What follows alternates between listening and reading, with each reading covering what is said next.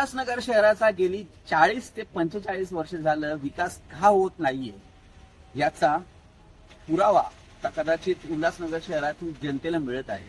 कारण की उल्हासनगर शहराला चालवणारी जी यंत्रणा आहे अर्थात टॅक्स, गेली अनेक वर्षे झालं उल्हासनगर टॅक्स या विभागामध्ये कार्यरत असणारे अनेक अधिकारी आणि कर्मचारी हे ज्याप्रमाणे टॅक्स प्राप्त करतात, करधारकाकडून टॅक्सचा पैसा घेतात, परंतु त्यामधील अनेक जे करधारकाकडून घेतलेला जो पैसा आहे तो महानगरपालिकेच्या तिजोरीमध्ये भरला जात नाही।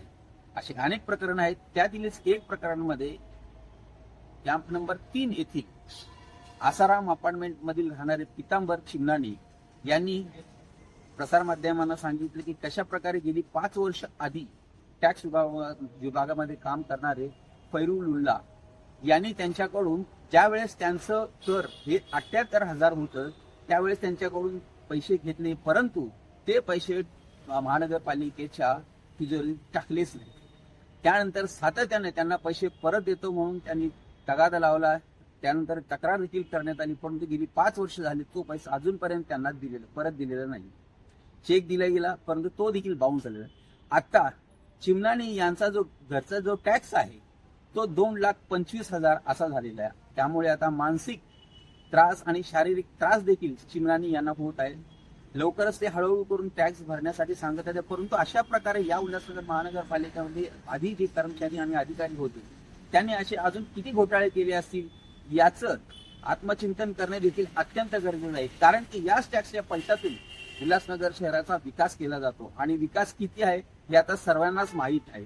त्यामुळे आता उल्हासनगर महानगरपालिकेच्या नवनियुक्त आयुक्त मनीषा आव्हाळे हे अशा प्रकारे जे असे भ्रष्टाचार आणि घोटाळे झालेले आहेत की ज्यांनी याच्या आधी कर टॅक्स विभागामध्ये जे कार्यरत असणारे होते ना आता त्यांची बदली झालेली आहे, असे अनेक कर्मचारी आणि अधिकारी यांनी जे घोटाळा आणि भ्रष्टाचार केलेला आहे त्यांच्याबद्दल कारवाई करणार आहेत का आणि तो जो पैसा होता ते परत वसूल करणार आहेत का हा एक वेगळा प्रश्न आहे। परंतु सध्या तरी जो 150 करोडचा लक्ष ठेवलेलं आहे ते तरी होणं अशक्य आहे, कारण की आता काहीच महिने बाकी आहेत। त्यामुळे आता सन्माननीय आयुक्त मॅडम यांनी आता जो भ्रष्टाचार झालेला कर विभागामध्ये जो भ्रष्टाचार झालेला है तो त्यांच्यावरती कारवाई करावी।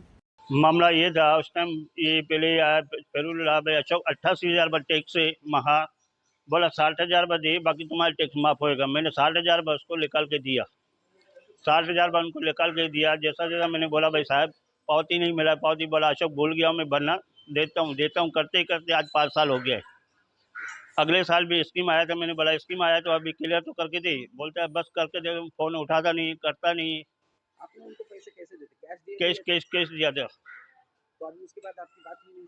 तो हुआ था, बोला अशोक मैं 10 दिन में तुम्हारे को पैसा भेजता हूँ। अभी मैंने अपने जज को फ़ोन किया था, वो बम्बई में है, तो उन्होंने बोला भाई तुम बात नहीं करना हो, मेरे को 60,000 का चेक भेज देगा वो। मैं ठीक है भेज देगा, तो अभी मैं मांगूंगा भी नहीं। अभी नगर पालिका आपकी तरफ आ रही है, अभी आप क्या करेंगे? बस अभी जो है मैं हाथ जोड़ के विनती करता हूँ, जो भी है, आप मेरे ऊपर हाथ रखिए, मैं थोड़ा थोड़ा करके भरता हूँ। मैं खाली 1 महीने का 15 दिन का टाइम दो, मैं भर दूंगा।